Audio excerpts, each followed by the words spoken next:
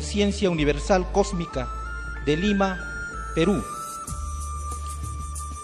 Como repito, él ha tenido experiencias con el fenómeno ovni a partir de los 6 años de edad. Según él, desde ese entonces, su vida ha girado 360 grados y se dedicó a investigar estos temas.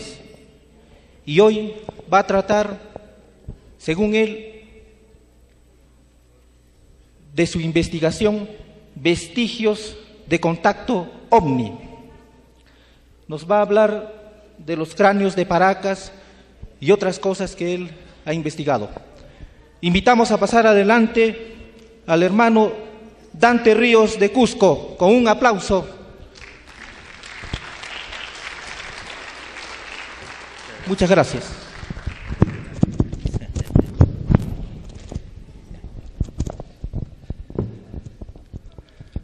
Hermanos y hermanas, amigos y amigos, muy buenas tardes, casi noche. Es para mí un placer poder departir este tema que voy a discernir el día de hoy, agradeciendo a Alfa y Omega y a sus directivos por esta gran oportunidad que me da de poder compartir este tiempo que me va a permitir desarrollar algunos temas que sé que van a ser de vuestro interés.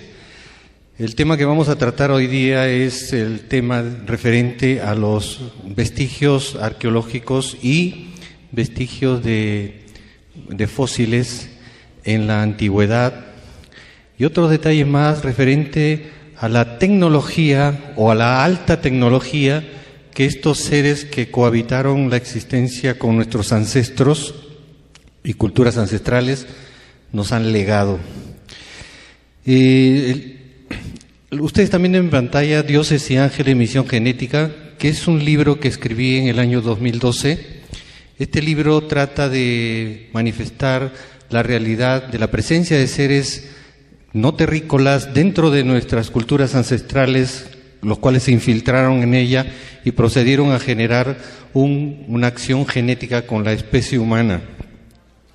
El día de hoy yo no les voy a hablar de Dios como lo que normalmente se conoce a través de las religiones, a través de las diferentes informaciones de libros religiosos, porque Dios está muy lejos, que mi mente al menos no llega a concebir esa realidad divina.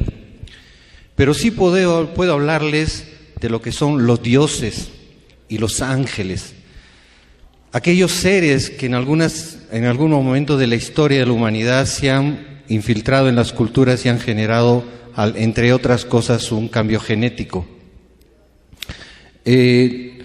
No tenemos una prueba contundente de cómo se inició el universo, no lo tenemos. Tenemos solamente teorías, la teoría del Big Bang, que es la teoría científica, y la teoría religiosa o mística que nos presenta los diferentes libros religiosos, como el Evangelio, como el libro del Mormón, el Bhagavad Gita, el libro de las culturas orientales. Vamos a hablar de una realidad, de la realidad de la existencia misma y de la presencia de estos dioses. La iniciación de la existencia de la vida en el universo son teorías. La realidad única es que todo este universo está poblado de existencia física, de entes pensantes, así como nosotros, de mayor evolución y de menor evolución en cualquier parte del universo. Gracias a la ciencia y a la tecnología, a través del telescopio Hubble que tiene la NASA, se están logrando captar profundidades del cosmos, satélites de planetas y planetas con satélites iguales a la Tierra, iguales al Sol, que alrededor de 150 planetas rocosos ya han sido descubiertos. Entonces, si nos ponemos a pensar de que hay planetas similares al nuestro, podría haber también vida similar a la nuestra, tanto en físico como en capacidad intelectual, mental, hasta espiritual. Pero no solamente nos podemos ceñir a un planeta que identifique una vida y existencia como la nuestra, porque así como existe en el planeta Tierra peces, aves, animales que viven debajo de la tierra, aves que viven dentro de los volcanes y se alimentan de esas propiedades volcánicas, igual en el universo pulula la existencia de una variedad infinita en tamaño, formas y colores.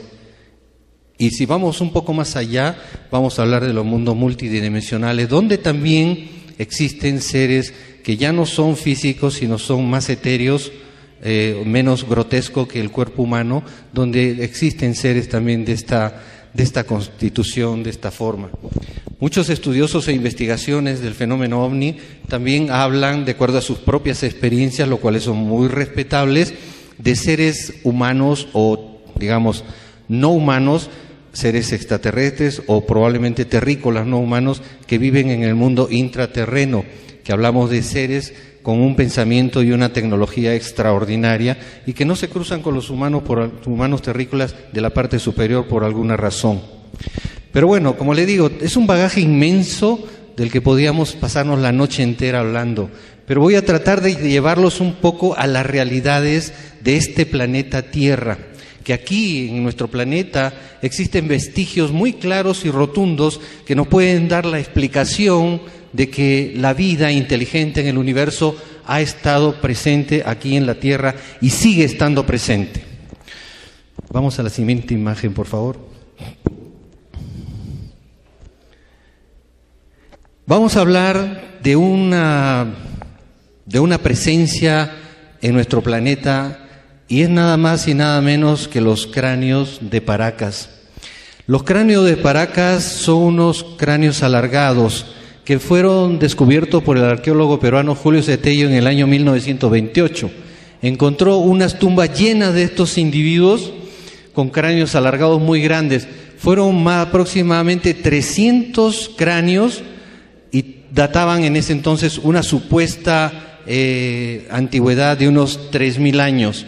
Y ahí es donde, como fueron encontrados en la ciudad de Paracas, fueron denominados los cráneos de Paracas, que en ese entonces, en el año 1928, cuando Julio Cetello los encontró, simple y llanamente no podíamos tener otra referencia que eran unos cráneos, unos cráneos extraños. Ya con el tiempo se han venido haciendo diferentes investigaciones, diferentes descubrimientos sobre estos cráneos y que van a ir determinando poco a poco la estructura, la constitución y la antigüedad de estos cráneos. Vamos a la foto para que ustedes vean la siguiente imagen, por favor. Jonathan, si me pueden ayudar, por favor, con la siguiente imagen. La siguiente imagen, por favor. Bueno, muchas gracias, muy amables. Tenemos aquí la ubicación de Paracas. Paracas se encuentra ubicado al sur de Lima, en el Cerro Colorado, en la península del mismo nombre, a la altura de 18 kilómetros del puerto de Pisco, como ven en el cuadro. En este lugar, para quienes no conocen la ciudad de Paracas, en este lugar fueron encontrados estos famosos cráneos de Paracas. Vamos a la siguiente foto, por favor. Cuando se encontraron estos cráneos de Paracas, se presumía de que estos cráneos habían sido deformados por entablillado. Este procedimiento es ejecutado no solamente por culturas peruanas, sino por culturas de muchas partes del mundo, emulando a algo o a alguien, porque por alguna razón tuvieron que comenzar a forzar los cráneos para hacerles una deformación y que se hagan algo alargados. Esto se supone que ellos lo hacían a modo de que eran un tipo de belleza por un lado, en otras circunstancias era una emulación a un rasgo de alcurnia, de posición social o económica. Pero también habían otras razones fundamentales por las cuales la gente, los pobladores ya de las culturas mucho más no tan lejanas, han tomado esta actividad del entablillado de deformaciones de cráneos. Siguiente imagen, por favor.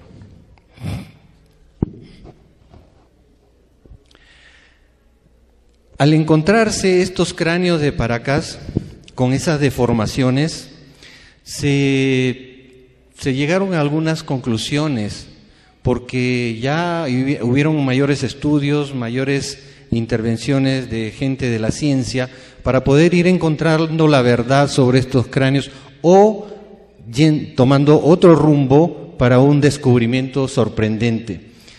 Este cráneo ya hace pocos años atrás se han hecho muchos estudios y llegaron a la conclusión de que podría tratarse de lo siguiente, que esta podría tratarse de una nueva criatura.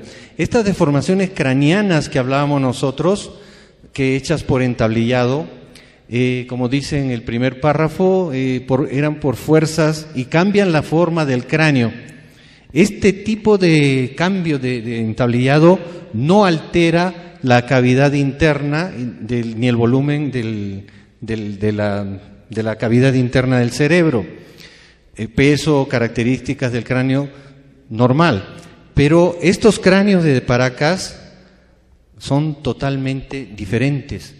Estos son unos cráneos que no guardan ninguna relación en lo más mínimo con los cráneos normales como el suyo, como el mío. Siguiente imagen, por favor.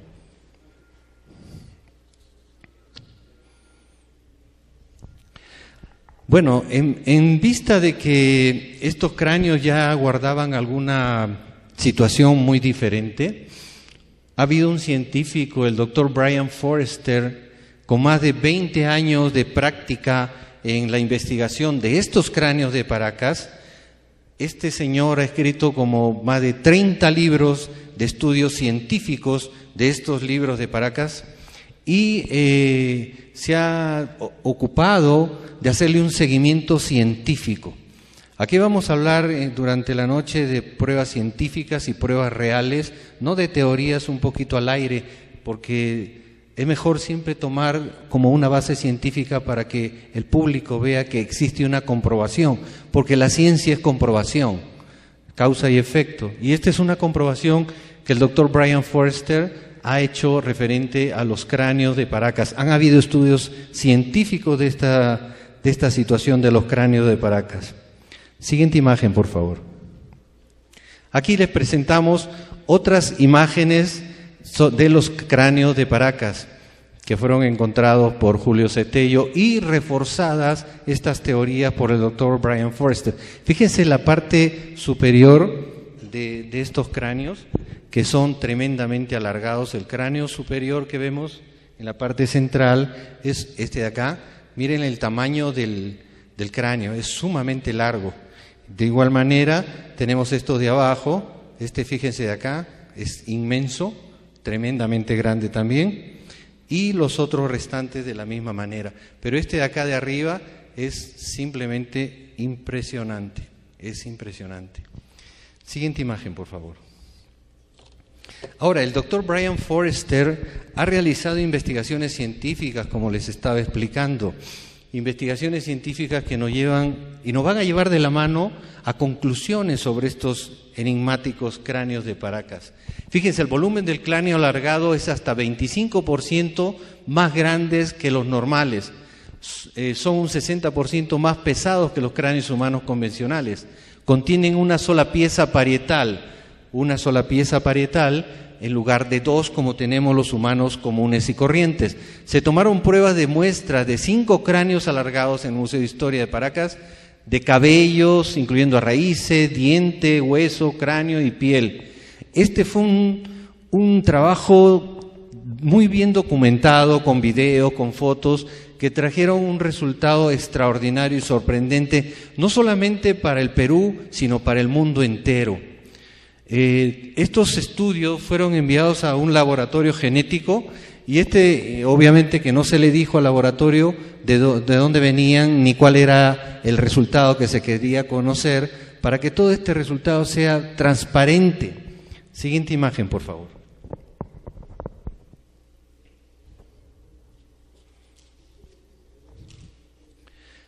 Por supuesto que luego de estos análisis de ADN, estos estudios de ADN, hubieron resultados obtenidos del genetista.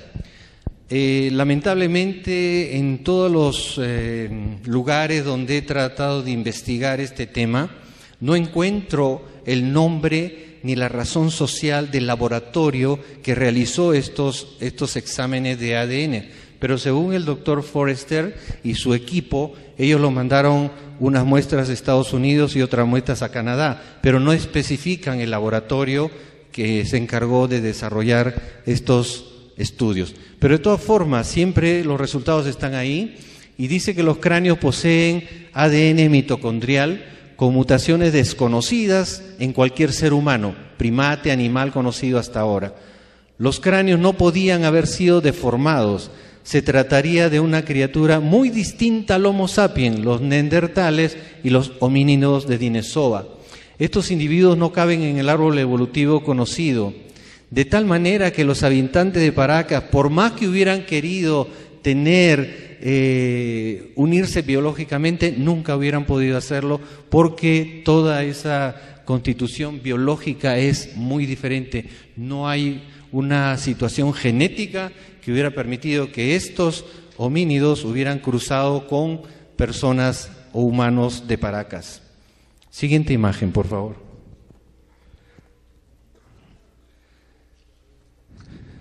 A pesar de que la primera prueba de ADN era contundente, el doctor Bryan y su equipo realizó una segunda prueba genética, y eso ha sido hace poco nomás, ¿no?, que recién la han dado a conocer.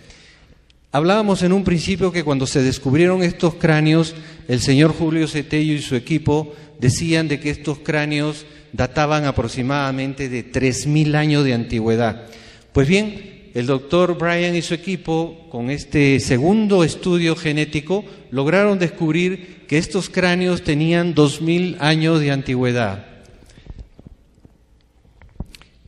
Su origen venía de Europa y Oriente Medio. Una deformación craneal nunca altera el volumen y los cráneos de Paracas tienen una capacidad intensa de volumen. Hay un dato bien curioso acá, que el cabello de esos cráneos es pelirrojo. Ahora, ¿de dónde pelirrojo? Si en el Perú no existe gente con cabello pelirrojo. Algunos cuantos que pueden ser albinos, ¿no?, por un problema de la piel, pero ¿pelirrojo? ¿Dónde? Esa es la primera pregunta que me hice cuando estuve investigando yo estos temas. El grosor del cabello es muy fino. Bueno, esto es muy relativo. Algunos tenemos cabello fino, otros tenemos cabello grueso. El cabello con nexos genéticos vinculados a centro de Europa. Huesos con nexos genéticos que les une a Mesopotamia. Ahora, si estamos hablando de 2.000 años atrás, la pregunta que yo me hice fue, ¿cómo diantre llegaron a Sudamérica? ¿Por dónde? ¿Y en qué? ¿Y cómo? Esa es una pregunta que me martillea, porque nosotros suponemos que el descubrimiento de América lo hizo Cristóbal Colón, ¿correcto? Entonces, Cristóbal Colón fue hace poco y estamos hablando de 2.000 años. Entonces, si esto es tal cual, lo estamos presentando con estudios genéticos, pruebas científicas, datos realmente muy puntuales, quiere decir de que Sudamérica fue descubierta por otro tipo de gente y no por el señor Cristóbal Colón. Entonces, esta es una prueba más irrefutable, o prácticamente irrefutable, de que la historia es pura mentira. La historia que nos han contado es una historia inventada, es parte del sistema o de los sistemas que manipulan al ser humano, como el sistema social, político, económico e inclusive el religioso. Son sistemas que abarrotan al ser humano y que nos han metido dentro de un marco para que simple y llanamente seamos unos serviles de un pequeño grupo que maneje el planeta en forma piramidal. Ellos están arriba, nosotros estamos abajo, ellos hacen y deshacen lo que le viene en su regalada gana con los seres humanos y con nuestro planeta. Entonces, ese punto hay que despertarlo, hermanos. Hay que tomar conciencia que nosotros somos seres que aparentemente nos creemos libres, pero sin embargo aún seguimos con la bola de fierro. Pero ya no es una bola de fierro en la pierna, es una tarjeta de crédito, es pagar la luz, el agua, el teléfono, pagar la renta, pagar nuestros alimentos. Seguimos siendo esclavos, porque para tener una casa o tener un carro, pues tienes que trabajar 18 o 20 horas para pagar todo eso. ¿Y qué te da la vida a ti? ¿De qué manera puedes disfrutar de la vida?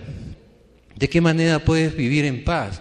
Vivimos en angustias, y estos seres, estas personas que manejan el planeta, nos bajan las energías para que seamos presas fáciles de una manipulación total y rotunda. Entonces, nosotros tenemos que considerar de que la historia está totalmente cambiada a beneficio y provecho del pequeño grupo de 4 o 5 familias y algunos grupos de poder como los Bilderberg que manejan nuestro planeta. Hay que despertar en ese sentido, hermanos, porque, claro, este es tema de otra exposición, pero hago un paréntesis para generar un despertar de conciencia en este enfoque pequeño que les estoy haciendo.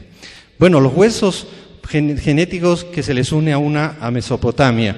La forma del foramen magnum, que es un hueso que existe en la base del cráneo, está más o menos donde está apoyado el cráneo, ahí está, es una perforación que hay acá, y que es la continuidad del sistema nervioso hacia la columna. Este es completamente distinto al ser humano. Es mucho más grande, el ser humano es mucho más pequeño, es un forado, un hueco. Los cráneos de Paracas no disponen de una costura llamada sutura sagital, que es la que tenemos aquí arriba, pero es una sola pieza, es un solo bloque. La cuenca de los ojos de los cráneos de Paracas son muy distintos, son grandes, son unos huecos muy profundos que tienen un aspecto de soportar unos ojos mucho más grandes de lo normal. Siguiente imagen, por favor. Ahora, las conclusiones de este cráneo de Paracas, según un punto de vista muy personal. Miren ustedes la diferencia entre el cráneo humano, que está señalando con el point ahí, y el cráneo de la derecha, que es un cráneo de Paracas. Es casi 2 o 3 veces el volumen. Ahora, lo curioso es que ahora les voy a explicar también, voy a repetir la explicación anterior, que el cráneo humano, si se deforma con entablillado, sigue manteniendo la misma capacidad ósea interna, mientras que ese cráneo de la derecha, el de Paracas, el alargado, tiene una capacidad interna de masa 3 veces mayores que la humana, que probablemente esa masa le permita, que es mayor a la humana, le permita tener una mayor capacidad de desarrollo, raciocinio, pensamiento, actividad pensante, actividad de comunicación, etcétera, etcétera, etcétera. Estos son los resúmenes del cráneo de Paracas, que podría tratarse, según dice la ciencia, en base a estos estudios científicos del ADN, que podría tratarse de una especie terrícola no conocida. Entonces, tampoco viene a ser el eslabón perdido de nuestro amigo Darwin, ¿no? Porque eso es otra cosa, eso no tiene nada que ver con esto, pero no es tampoco. Entonces, ¿de qué se tratan estas especies tan extrañas? Ahora, ¿podría tratarse de una nueva criatura humana? Es posible. ¿Podría tratarse de un híbrido humano combinado con ser extraterrestre? Pues también, y parece que eso apunta mejor a lo anteriormente expresado, porque la historia, a través de la historia también hemos encontrado algunos vestigios de estos seres de cabeza alargada, a los cuales se les llamó dioses.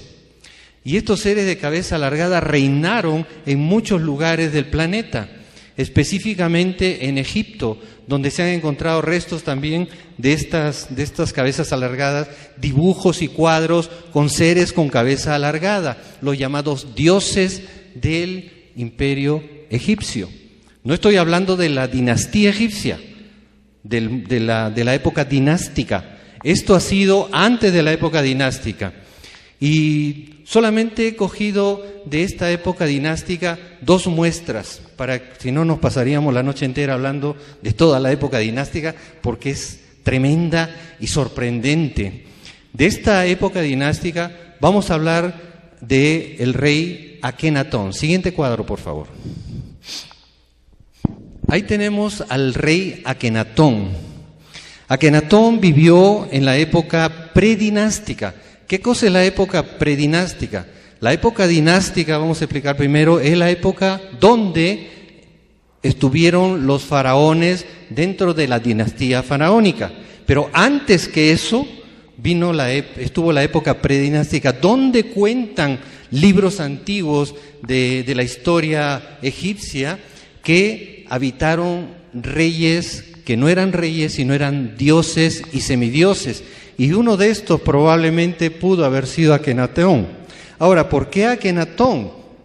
Porque Akenatón, si ustedes observan en la primera imagen, ¿no?, podemos ver claramente que tiene pechos como de mujer, tiene senos, miren, tienen senos. Tiene una barriga prominente como si estuviera embarazado. Tiene un cuello sumamente alargado y tiene caderas de mujer. Ahora, el otro detalle que yo he encontrado dentro de la investigación de Akenatón es que Akenatón tenía las piernas no como la tenemos nosotros, que se inclinan para adelante, sino tenían las piernas como avestruz, que se inclinan para atrás. O sea, la rodilla la tenía al revés. ¿Cómo? ¿Cómo era eso? La mayoría de reyes y faraones del antiguo Egipto se han personificado, los han personificado como seres muy fuertes, robustos, seres que tenían un aspecto muy varonil, muy así machista, seres agresivos, seres con un potencial que su sola presencia infundía respeto y temor. Pero Akenatón, pues, qué respeto, pese a que su cara es muy dura, ¿no? Pero su cuerpo era un cuerpo totalmente tirado de los pelos, no encaja dentro de nada. Y este es uno de los, según dicen, Akenatón ha sido uno de los reyes predinásticos más inteligentes y que le dieron la base de todo lo que generó la gran cultura egipcia. Además, era conocido como el rey monoteísta. Akenatón, que vivió 13.000 años quizás antes de nada, porque este reinado de los reyes dioses fue más o menos una duración de 13.900 años que reinó en Egipto. Y Akenatón fue el que propició la religión monoteísta, que crean en un solo Dios, en un ser todopoderoso, en un ser divino, etcétera. Entonces rompió todos los esquemas de la cultura egipcia.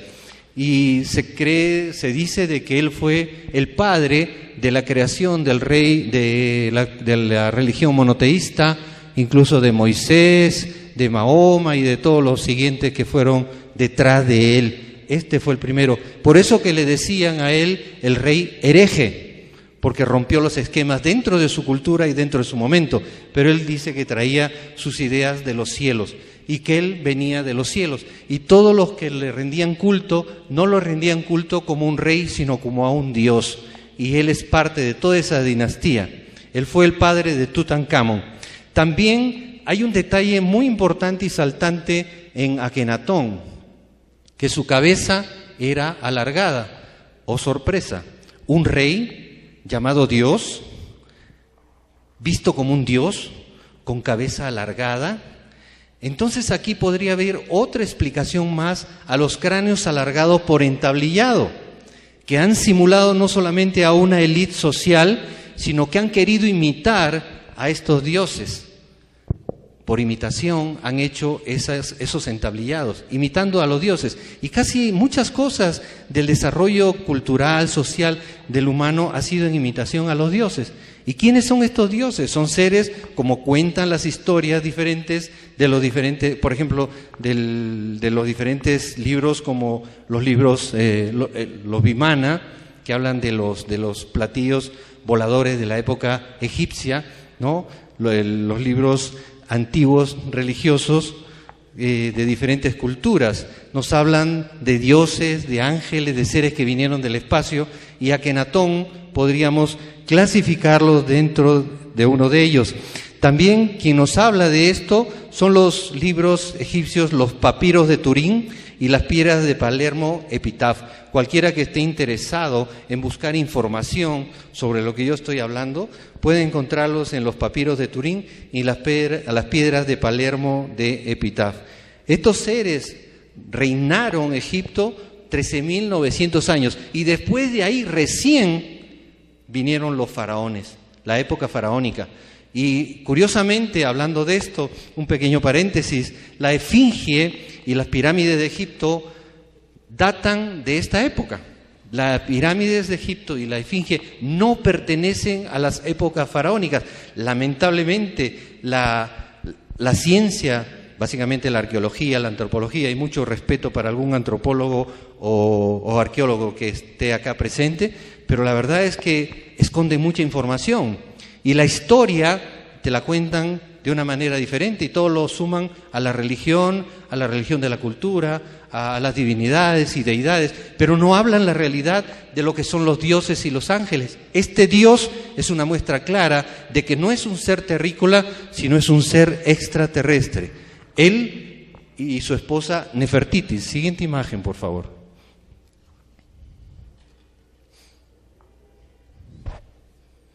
Aquí tenemos a Nefertiti, también esposa de Akenatón, la primera, donde podemos ver en la imagen su cabeza alargada también.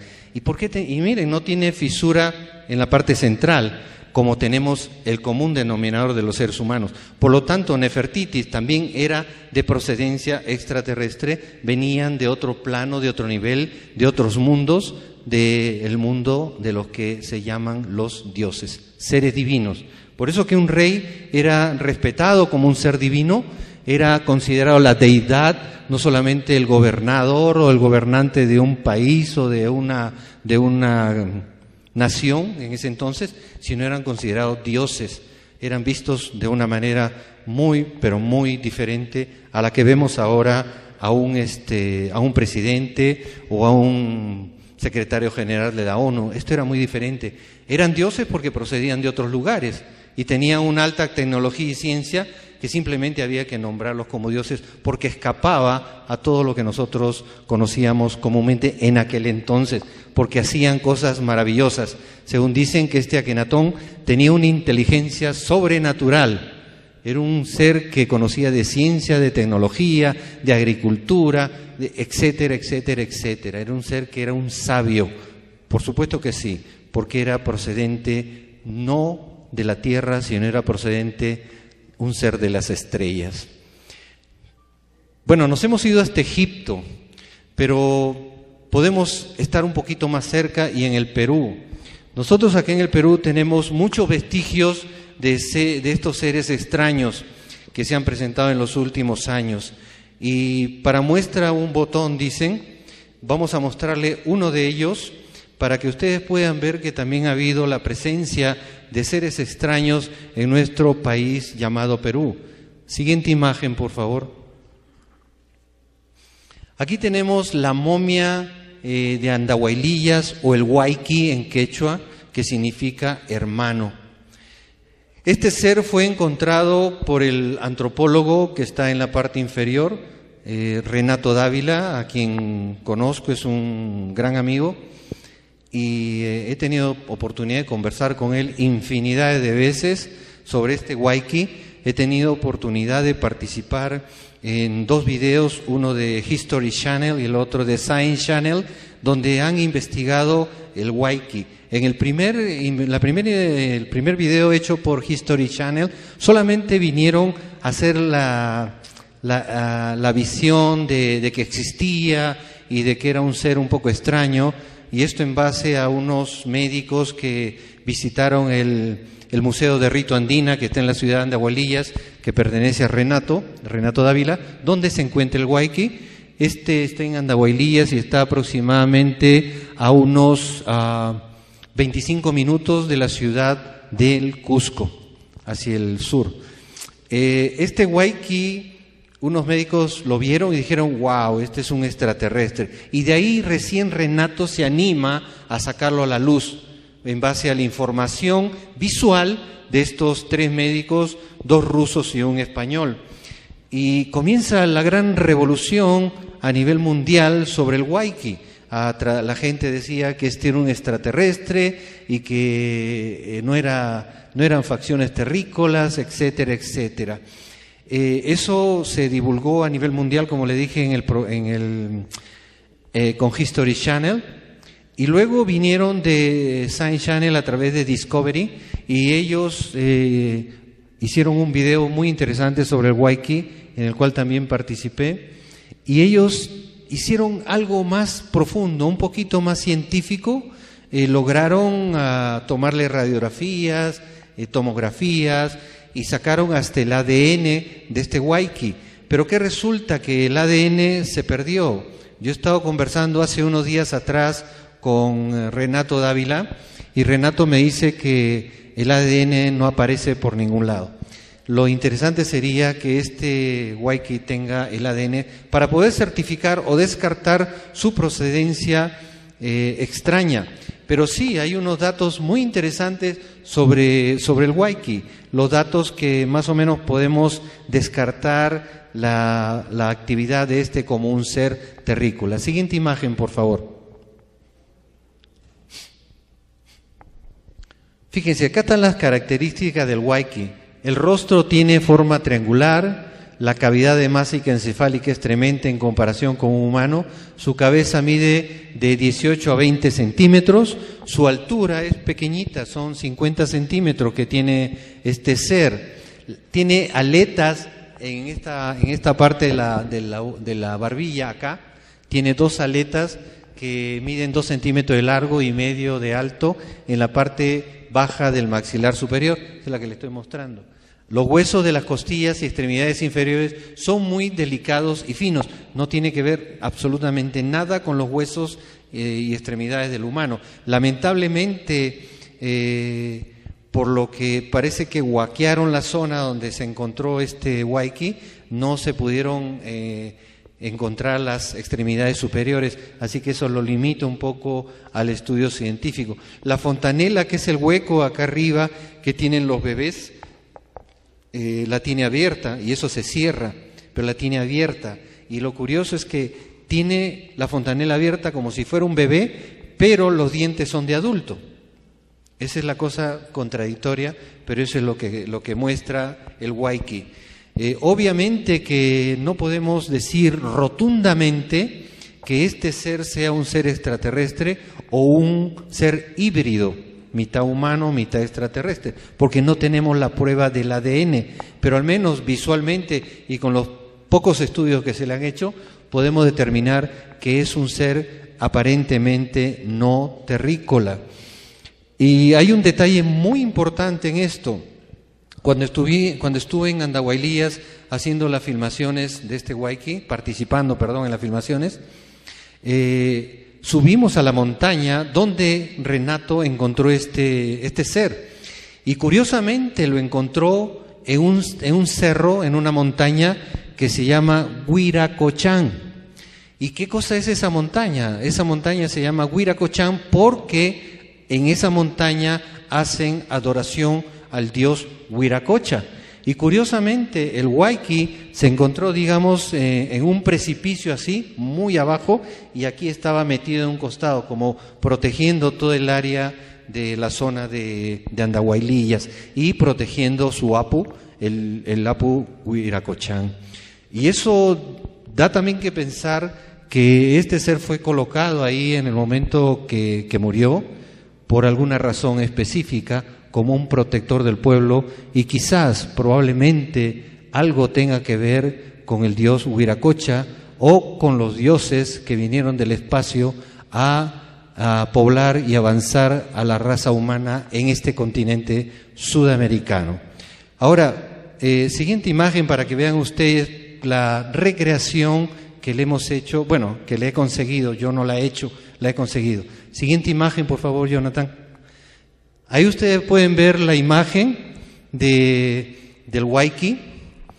Bueno, es una recreación, no es así, porque también otro detalle que se me había escapado de informarles es que el tabique nasal de este ser no existe en ningún momento, no tiene tabique nasal, ahí está, la nariz, el tabique nasal no existe, igual que el huayqui. Y en esta recreación da la impresión que fuera pues un ser gris, ¿no? Uno de los grises, y por la estatura de 50 centímetros es muy probable que sea un gris. Entonces la otra pregunta que viene acá, si estuvo en el cerro Huiracochán, adoración al dios Huiracocha, y es un gris, quiere decir que probablemente el dios Huiracocha haya tenido algo también de gris. Es suposición, no es una afirmación, una teoría. Así que no me vayan a linchar por ahí. Oh my God. Bueno, pasamos al siguiente cuadro.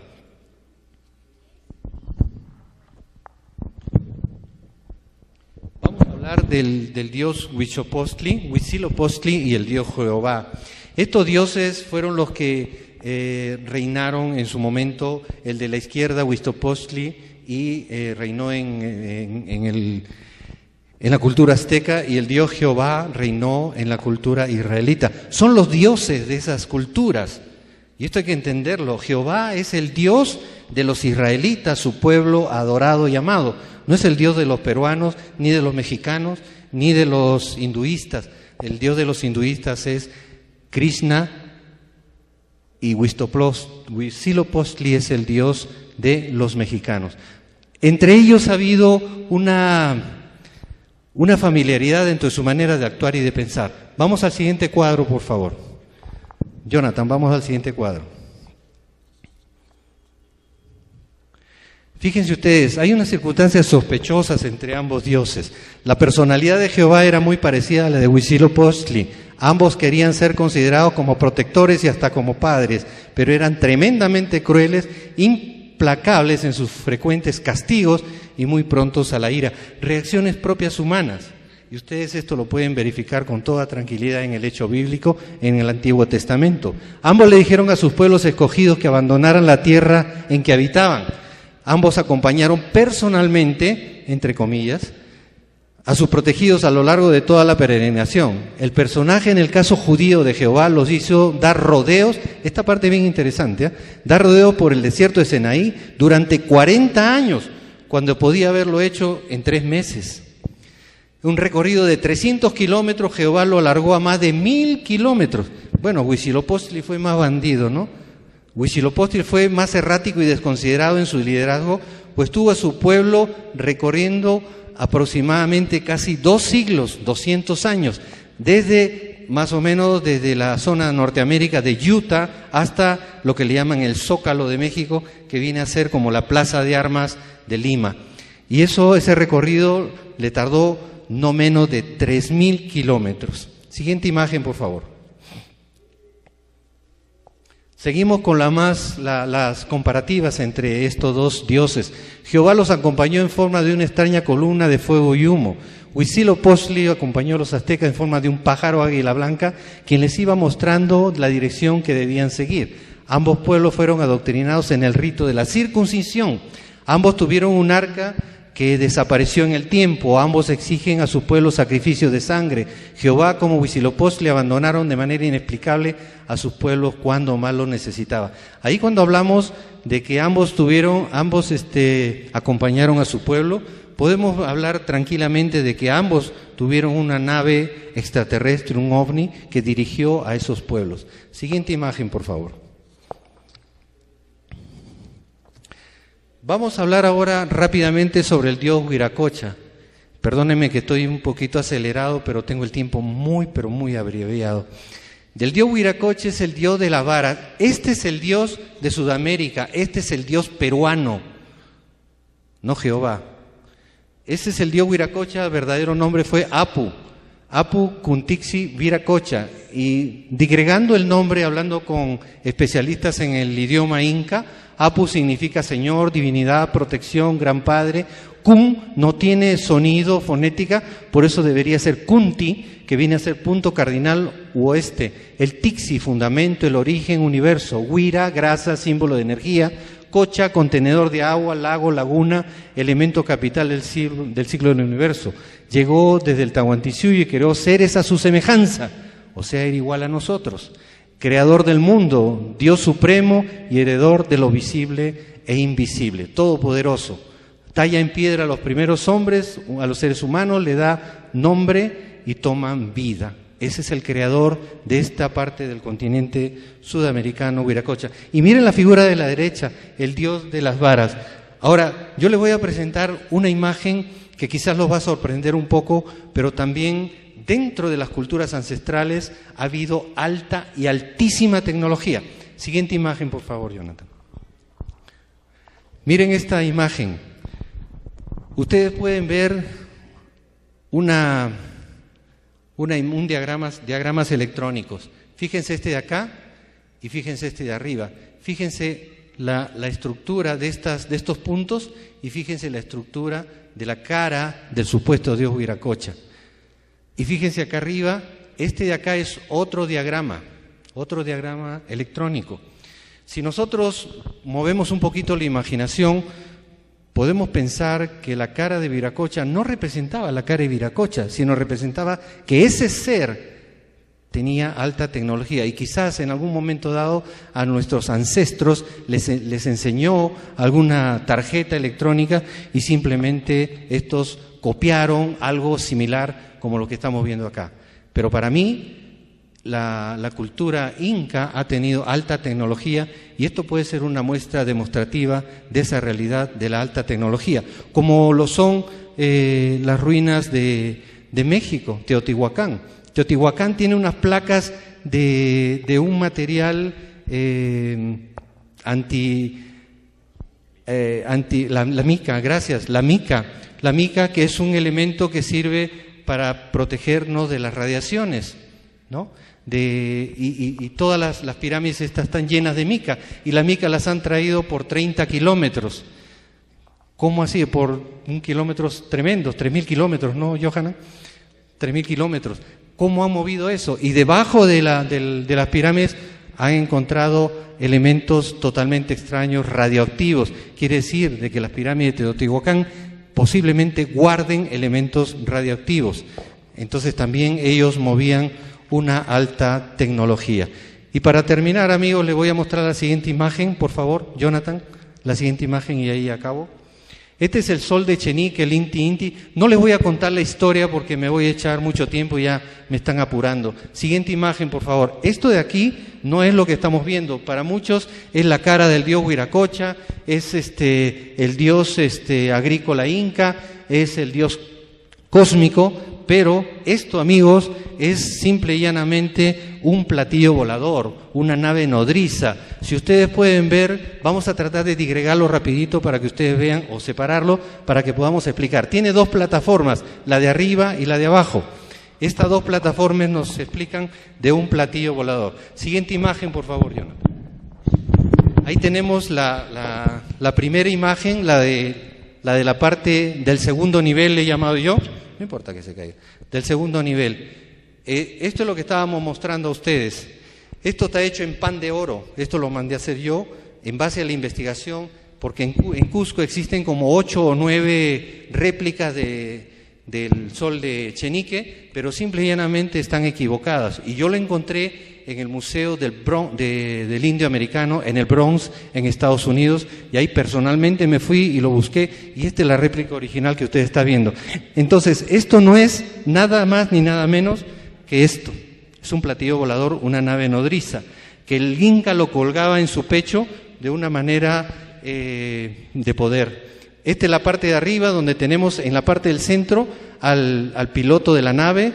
Esa parte de acá es la parte de la energía que bota la nave, y ese de ahí es un copiloto y el otro copiloto. Tiene un casco que va hacia las dos energías superiores. Bueno, me hubiera encantado explicarlo con más detalle, ya será para la próxima, el tiempo me apremia. Les agradezco mucho su presencia y su paciencia. Muchísimas gracias a todos. Buenas noches.